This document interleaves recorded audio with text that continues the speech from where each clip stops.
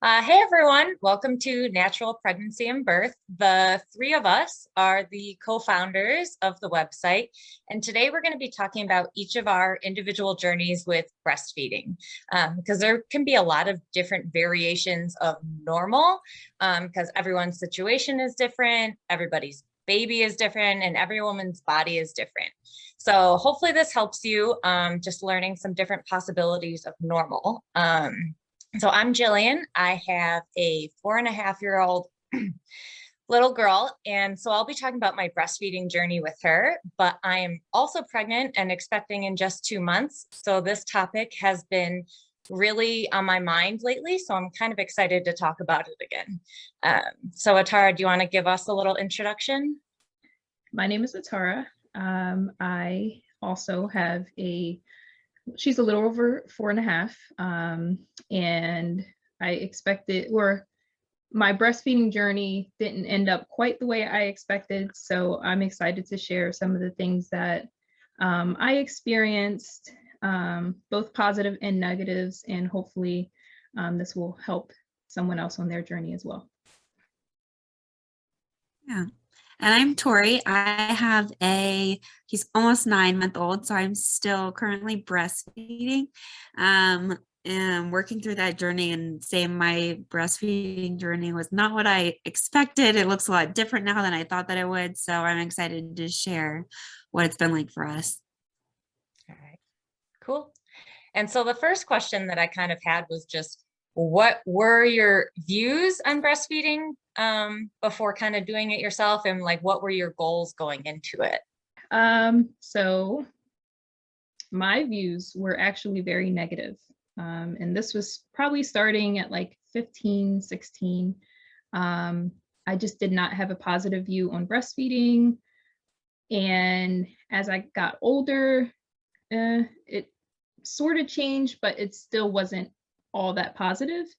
It was only, I guess, maybe 3 years prior to becoming pregnant that my views began to change to more positively.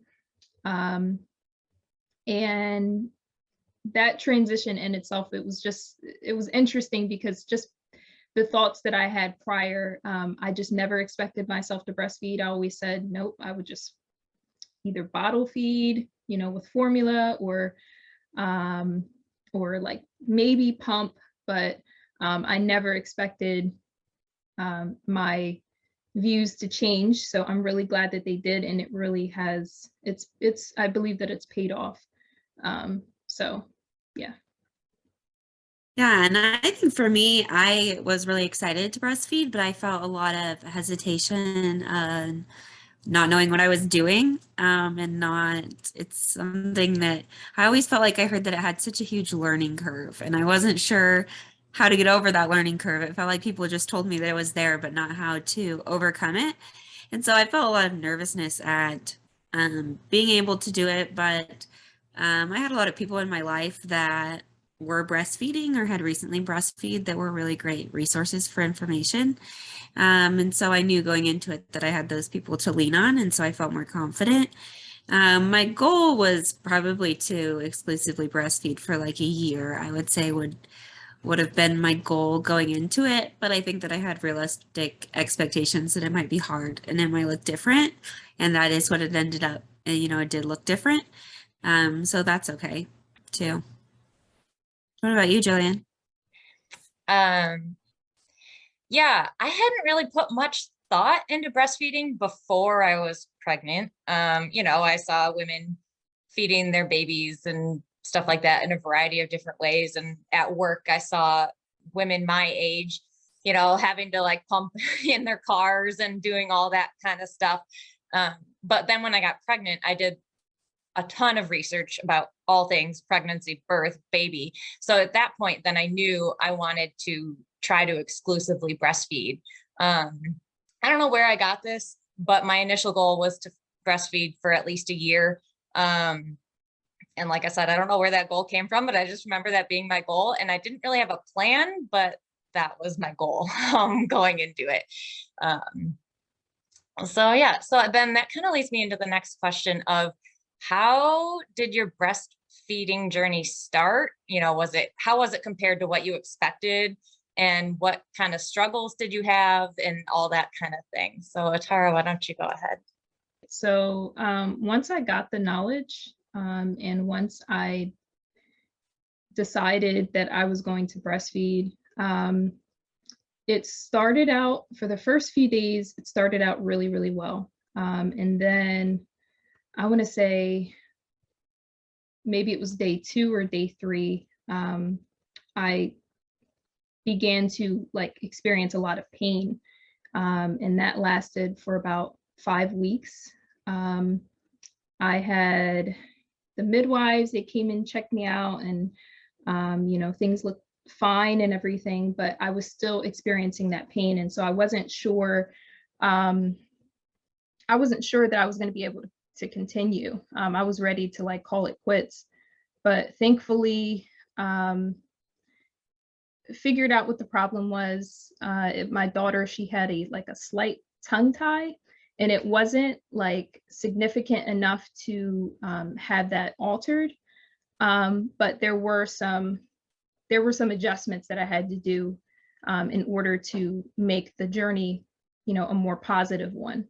And so once we got over that, you know, things went really, really well. Some things came up later that we'll talk about, but yeah, after that, I'd say like 5-week period, things really began to change for the better. And I thought that prior to actually breastfeeding, I thought that I knew what I was doing. You know, oh, you just put the nipple in the baby's mouth, easy. But no, it's there's a lot to it.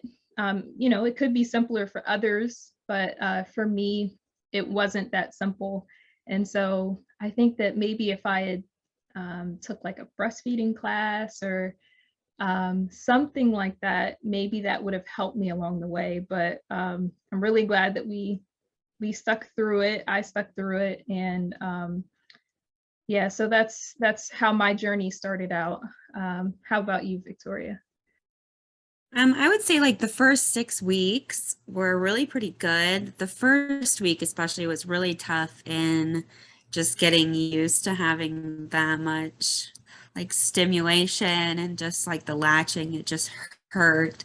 Not because it was a bad latch, because I had it looked at over and over and over, because I thought this just hurts so bad. Surely this isn't what it's supposed to be, but it was, and it just took time to get used to. So, you know, after that first week, I felt like it came more natural to me and to him, and he was a good eater in the beginning. And so I think that that first week was hard, but then yeah, the next 6 weeks, I think we really settled into a rhythm, and it seemed to be going well. And then, you know, afterwards is when things kind of started to shift. But those first 6 weeks were learning together, but they were good for us. What about you, Jillian? I think like the two of you, in the beginning, it was a lot more awkward than I expected, and a little bit painful and more difficult to learn how to get a good latch. And like, since breastfeeding is the natural way to feed your baby, I just kind of thought that she would like know how to latch properly, unless if there was something physically wrong, like a tongue tie or something like that. But, you know, I was wrong. And I don't remember how long it took. It probably didn't even take that long, but it felt kind of like this process in the moment of learning how to do it, a learning curve for me and for her. And I was really lucky in that I gave birth at a hospital whose like standard is to have you stay for 4 to 5 days postpartum. And so that got me through those first few like big changes of breastfeeding. And I had nurses helping me out the whole time of like, this is normal, and helping me problem solve and everything like that. Because before actually giving birth, I knew, okay, first is the colostrum and then your milk comes in. But like, I didn't really know what that meant for me physically, or it's just like you hear these terms, but like engorgement, like that's unlike anything you've ever experienced before in your life. So it's like, okay, I might get engorged, but you don't really know what it's going to feel like, or that it might actually present some challenges until you're kind of like in the moment. So yeah, I think I had a lot of just like the typical kind of challenges, but in the moment, it didn't feel normal to me, having like some nipple pain and to have painful engorgement and like not being able to get her to latch, like always having to take her off and put her back on and everything like that. Like those are all pretty normal issues that like I just hadn't somehow in all my research hadn't prepared myself for. But luckily I had the support system with me. I had the nurses. They gave me nipple shields, something I had never heard of, but were so beneficial to me. And they were like, oh, you're engorged. Let's pump a little so that she can actually like latch on and get something. And just like those little things that I think really helped set me up for success at home. So after those first few changes, I feel like everything had kind of normalized a bit more. It was still kind of awkward, but I knew how to like handle some of those challenges and everything. So I can't even imagine like what some women go through if they're going through having their milk come in and all that kind of stuff at home after they've left the hospital without any of that support. And because it was challenging enough when I had like all hands on deck helping me out. But in general, it was a good start to breastfeeding, but it was surprising to me, like how unnatural it felt. Just like getting started and everything. So that was the beginning. And so after Tara, after your 4th trimester, what did breastfeeding look like for you? How did it continue after that? So after the first 5 weeks, I got over that challenge of having that chronic breast pain. But then afterwards, it seemed like every month after that presented like a new challenge. So like you mentioned, Jillian, engorgement. I went through that. That was very painful. It's just like pockets of milk and there's lumps and it was just really painful. And sometimes you'll find yourself in situations you never thought you would. Like I remember one time exactly, my daughter, she had fallen asleep. She was very young at the time. And I remember, I'm not going to wake her up. I'm not going to wake her up. And so at that point, I was already struggling with engorgement, but I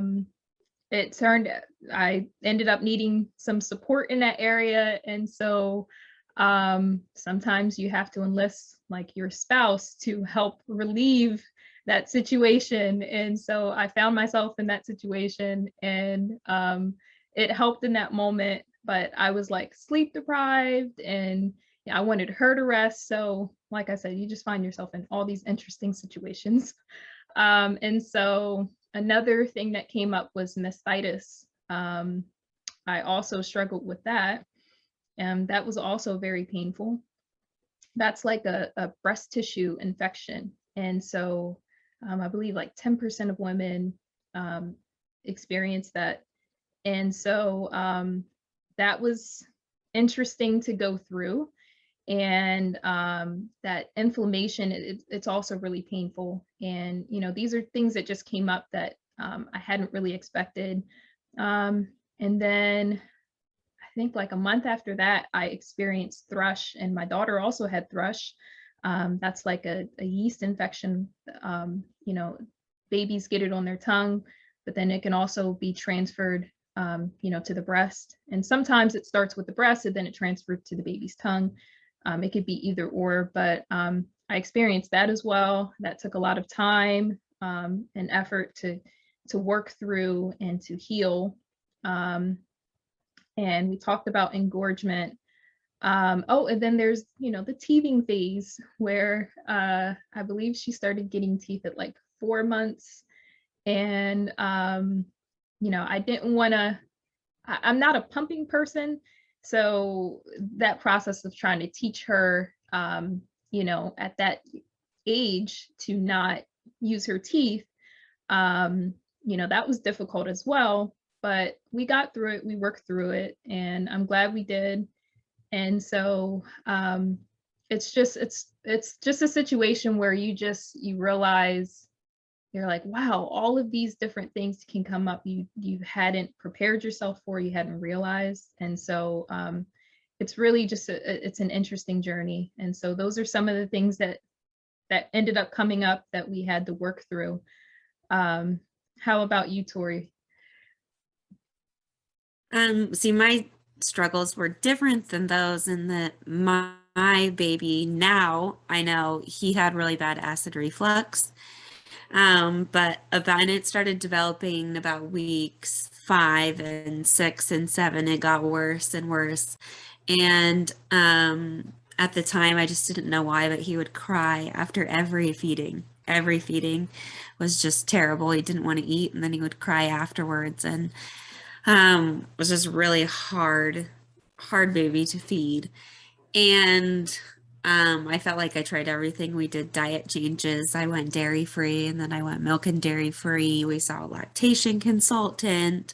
We tried different positions. We tried nipple shields. We tried breast milk in a bottle, and it just, nothing really seemed to work. Nothing seemed to help. It just, it was hard, and I really felt like it was emotionally difficult for me because breastfeeding is such a intimate thing. And so it was hard for me that my body and my milk that I was making for him was what was making him cry. And I knew in my head that that wasn't exactly the rationale I should be using. I knew that wasn't exactly the reason, but that's what it felt like. And I really struggled emotionally with feeling like I was the one that was giving him the pain because I was the one giving him the milk, and like being able to make that distinction that it wasn't that personal. That was really hard for me. And so when he was about 2 months, we tried formula for the first time, and it really seemed to make a difference at first. It seemed to like just help his gut overall. And so we slowly went to formula, and he seemed to get better. And so I decided to fully make the switch, and we went to exclusively formula feeding. And we did that for about 2 months. And about a month into it, he progressively got worse again until it was very similar to how he was with breastfeeding. He had all these gut problems again, didn't want to eat, cried after every feeding. Felt like we were back at square one. And so at that point, I made the decision that if, it really didn't seem to be the milk, we needed to try something different. And so we started him on medication for his acid reflux, and that just made a world of difference and continues to be the thing that helps him feel better. And so once we had that figured out, I really felt like I wanted him to nutritionally be on breast milk if that was at all possible. So I worked really hard on relactating. And so I pumped around the clock. About when he was 4 months old, I started trying to relactate again. So I'd been dried up for about 2 months. And I was able to relactate and get my full supply back. And so now I exclusively pump, and he just has breast milk exclusively pumping, which has been another journey because exclusively pumping is incredibly time consuming and it's a lot of work. You feel like you're tied to your house. It has all of its own challenges that are different from breastfeeding, but similar in some ways. And so, that's kind of where we're at now, but it was quite a journey to get to where we are. So what about you, Jillian? Well, I always knew I was really grateful that like things went well for me breastfeeding, but especially after hearing like your stories, I'm like, wow, like my little problems, were actually like, little problems. Because honestly, after those first few weeks and getting over the awkwardness of it and everything, I don't remember much. It was, 4.5 years ago at this point. But also because things just kind of normalized for us. And, there was the usual like having to figure out how to breastfeed in public without like exposing myself completely and milk squirting everywhere and all that good stuff was a whole nother learning curve. my biggest challenge was just that she wouldn't take a bottle. I pumped extra, every day after, some of the feeds, then I would pump a little bit and stick it in the freezer. But like for me, that was more, yeah, that was definitely like an emotional and mental challenge because I always felt anchored to her. Nobody, especially in the beginning, they eat so often that I couldn't ever leave for more than an hour or two. I remember like going out for a run and like taking a look at my watch, like, oh, I better run faster because she's going to be hungry, and just, or I would be out with friends and, be like, okay, here's the bottle, here's the milk. And like she cried hysterically for hours. They always say, oh, if babies are hungry, they're going to eat. No, that didn't work. And so eventually it just became the easier thing just to breastfeed her, rather than trying to like put her through that. Because especially, as a mother, like that's the worst I saw her ever cry is when we tried to give her a bottle and we tried everything. We tried different nipples, we tried different bottles, we tried different temperatures of the milk. We tried making sure it was the right like time of day milk. If I pumped in the evening, then make sure she was offered the evening milk in the evening and the morning milk in the morning, and just all of that, and nothing worked. And like not even that I really would have left or gone out all that often, but just knowing that it was a possibility, I think would have really helped me emotionally and mentally, because that was really tough for me. And we never found a solution. Really, she just kind of started solids eventually, and breastfeeding slowly kind of dwindled away more and more. And she could go, without it for longer. And that's when I was finally able to get like a little bit of a life back, but she never ended up taking the bottle. So that was kind of just our biggest struggle. And it didn't even affect like my day-to-day life, like physically, but it affected my day-to-day life mentally. So that's kind of where my biggest struggles were. But other than that, things went well. I was somehow able to avoid mastitis and all that kind of stuff. So we already kind of talked about some of the changes that that we went through. Were there any other changes that Atara that you went through, or changes to how you did things as kind of your journey progressed? Not really. Each month as she grew older, different things came up, but there wasn't really like any significant change. I do remember a period when, like I said, I'm not a big pumping person, but she was in the hospital and she was sort of in and out during that period. She was about 8 months at the time. And I did have to pump for that period of time. And just because there was so much going on, like in terms of like her health situation and being in the hospital, it was really difficult for me to not feed her. And that was for medical reasons. But that was like very emotional for me. Like, I can't feed my baby during this period. But generally speaking, there wasn't really anything like that I changed majorly. And Jillian, same with me. She didn't take at no point during time other than water in a bottle. And this was when she was about like 9 months old. She was just like exclusively breastfed. So, the challenges that you brought up with in terms of like having to time, how long you were away and things like that. And, your experience is valid. You may not have experienced like mastitis and stuff like that, but your experiences are valid. But it is very mentally draining, when your child is like solely dependent on you, and you have to be back at a certain time, or you just want a break and you're tired, you're drained. But like I said, we got through it, we worked through it, and it's been a really, really, really positive experience. And that's just been mine. But how about you, Tori? Yeah, I thought as you were talking, both of you, that's one freedom that has come with exclusively pumping, is that I can be away. My pump comes with me everywhere that I go, but I can pump anywhere that then has a fridge to put the milk in.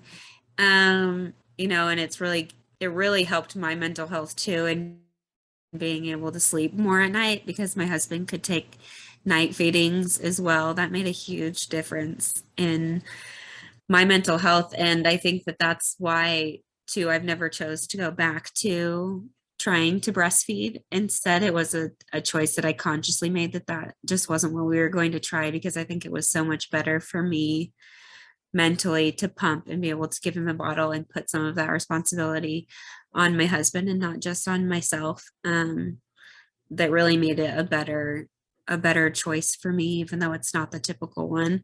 And it's not maybe the easiest one to everybody, but it was definitely the best choice for me. So it's what we've stuck with. We're at 5 months now of exclusively pumping, and it's really what works for us.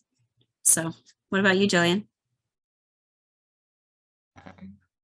Yeah, no other like big changes other than, like I said, as she started doing more solids and stuff, then obviously you start kind of like slowly dwindling away more and more of the daytime feeds and everything. So that made it a lot easier for me. And then eventually I was only breastfeeding in the morning and at night, and then just like before bed. And that one stuck around for a long time too. I still fed her to sleep until she was almost 2.5. And kind of for the same reason as like why we gave up on the bottles too, is just because it was easier at the end of a long day. You know, I was ready for it to be done before that. Like I knew it was still good for her, but she wasn't really getting much at that point. It was a comfort thing. And I was ready for somebody else to be able to put her to sleep. But at the end of a long day, if I knew I could just like stick her on the boob and she would fall asleep easily and we could get on with our evening, I just kept doing it. And until finally then we were traveling for a few months, and between jet lag and new environments and everything like that, I think her sleep schedule was just like so thrown up in the air anyway, that it was just easy to kind of drop that off. And so, yeah, just like I fell a lot into the trap of like doing what's easiest in the moment just to like get through that moment, both with like the bottles and with like kind of like dropping that final feed and stuff. And I think that a lot of women can relate. It's like, it's hard to do the long-term, you know, good thing. I think a lot of people go through that with sleep kind of things too. It's like, you just got to do what's easiest in the moment. Those lessons of always kind of doing the easier thing are kind of lead me as well into what I would maybe do differently in the future. But let's start with you, Atara. What would you do differently, do you think, in the future with maybe another?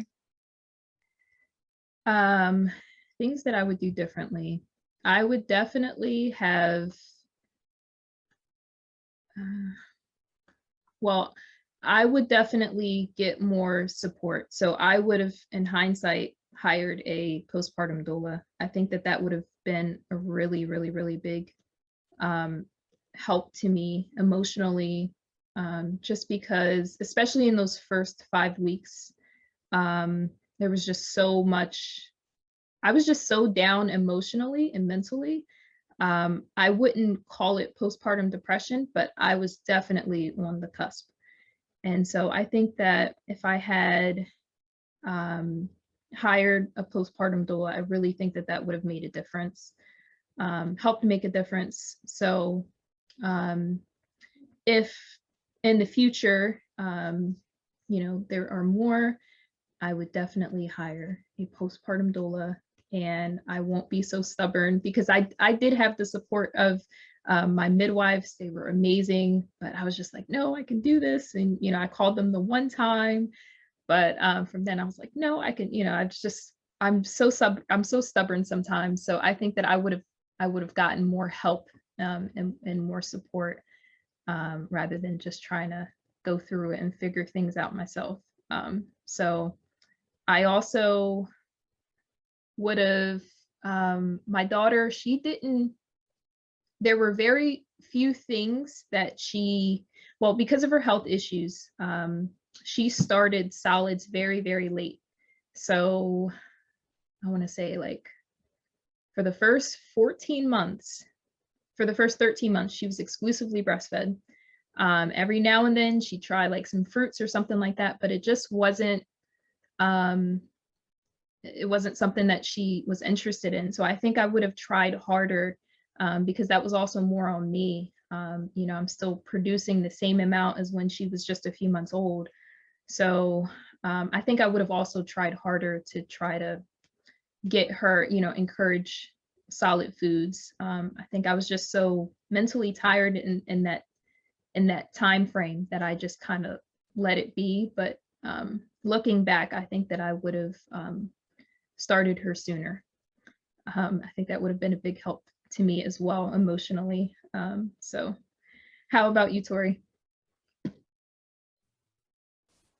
I mean, I think that like in the middle of my journey, when I was relactating, when we were first exclusively pumping, it was easy for me to like look back and say like, I wish I had tried harder. I wish I had tried longer to keep exclusively breastfeeding because it was hard. In the middle of it all, before we like really found our groove with exclusively pumping. But now in like reflecting on my whole journey, I think that I always made the best decision that I could at the time. And I made the best decision for both me and him because I had to learn that part of motherhood and part of the breastfeeding journey is not just doing what's best for him, but what's best for me to be able to be the best mom that I can be for him. And I think that this setup is what's best for my mental health, to be able to be a good and a present mom for him too. So looking back on it now, I don't know that there is anything I would change just because I think that we're in a good place now and I always did my best and we're all okay now. So, you know, there might be something later on that I think because we're not to the end of it yet, but that's kind of how I feel about it now. So what about you, Jillian? Yeah, I mean, similar to you guys, I see kind of like a theme here of just making sure you prioritize yourself and your own mental and emotional health, you know, because that is a really important factor in this. Like, obviously, keeping your baby healthy and all this stuff that's super important. And, but that's always at the forefront of your mind, no matter what. But you know, like Atara, you're talking about, you know, encouraging her, somehow getting her to eat solid foods sooner because it was hard on you mentally. And Tori, you're talking about like the decisions you made, you're grateful you made for your own mental and emotional health. And, you know, mine comes back to the bottle feeding too. And the reason it was such a struggle for me, it wasn't a struggle for her. It wasn't a struggle for my daughter. You know, she still got all the breast milk she needed, but is just like really making her be able to take a bottle a bigger priority earlier on. And obviously this topic of what to do differently is like on my mind, you know, a lot lately with just like 2 months to go. And that's something that I'm really going into this one prepared to do after the first 6 or 8 weeks. Like, let's really establish like a routine so she gets used to it. And that's just part of her everyday life, is like taking the bottle kind of a thing. And the other thing I would do differently is I think I got lucky in that I stayed at the hospital for 4 or 5 days and had all that support available to me, because had I gone home, I wouldn't have been prepared. And like, I think I just like got lucky. So something to do differently, I think, is setting up those support systems for myself, or even like knowing like, oh, I need this support. Oh, good. The hospital can provide that for me. I was just like clueless. And I don't know how that happened, because I was like somebody that just did like way more research than was even necessary. And I somehow missed how important having that breastfeeding support was going to be. Or I thought, oh, well, like other women are going to have those issues, but I'm not, you know, or something like that. I don't even know what was going through my head. So maybe just being a little bit more prepared for like how normal some of these challenges are and who can help me with that kind of a thing. So other than that, do you guys have any other just big takeaways for women that are maybe are pregnant, preparing to breastfeed, or even just kind of like, thinking about getting pregnant? What do you have, Atara?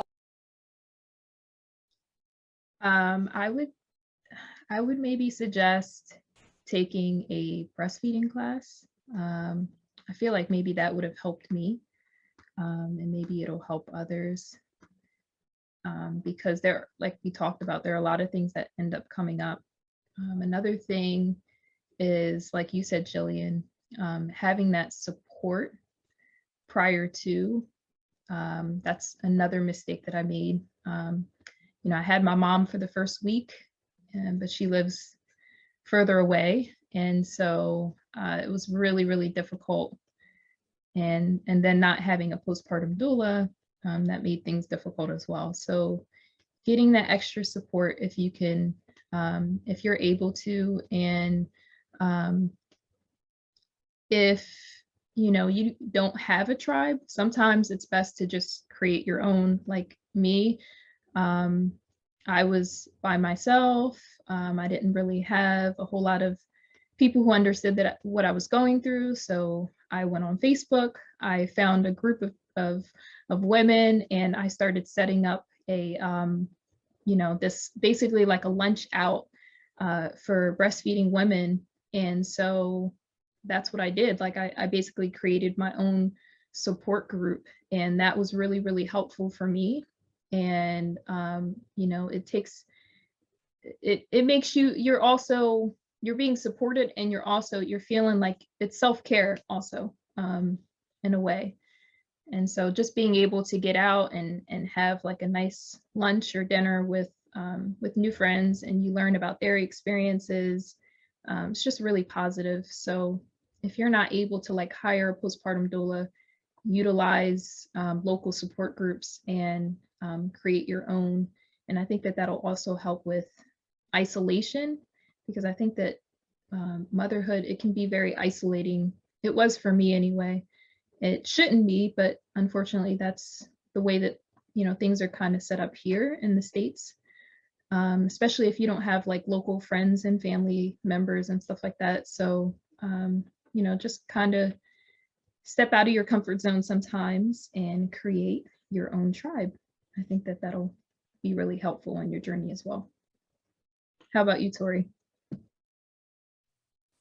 Yeah, I mean, I think largely what you guys have said. I think that you need people, because like you said, Jillian, you can research and research and research. You can read every book and you can read every article. But when you're postpartum and your hormones are crazy and you're sleep deprived and you're like, what the heck is happening to my body? You want somebody to like ask specific questions about what specifically is happening to you, even if it is an issue like engorgement or nipple pain that you can Google and read 5 articles about. There's something different about being able to ask a question specifically about yourself and your body to another person.